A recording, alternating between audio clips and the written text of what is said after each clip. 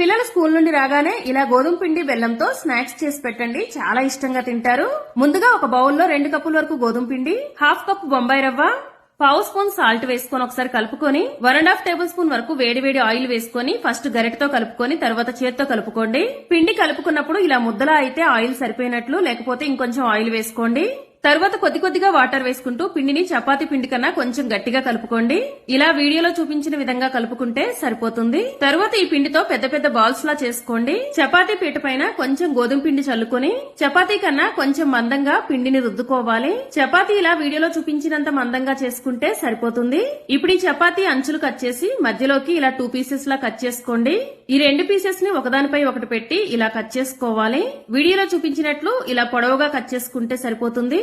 కడాయిలో deep fry కి సరిపడినంత ఆయిల్ వేసుకుని ఆయిల్ మీడియం గా వేడైన తర్వాత వీటిని వేసుకుని 1 నిమిషం తర్వాత 2 వైపులా తిప్పుతూ ఎర్రగా ఫ్రై చేసుకోండి. ఇవి ఫ్రై అయిన తర్వాత ఉడుకు కూడా కొంచెం ఆరిపోతుంది. అప్పుడు వీటిని తీసి ఒక ప్లేట్ లో వేసుకోండి. ఇలానే అన్నింటినీ కూడా ఫ్రై చేసుకుని పక్కన పెట్టుకోండి. స్టవ్ పైన ఇంకొక కడాయి పెట్టుకుని 1.5 కప్ బెల్లం, హాఫ్ కప్ వాటర్, పావు స్పూన్ యాలకుల పొడి వేసుకొని కలుపుకొని బెల్లం పాకం రానివ్వాలి. పాకం వాటర్ లో వేసి చెక్ చేసినప్పుడు ఇలా లైట్ ఉండపాకం వస్తే సరిపోతుంది.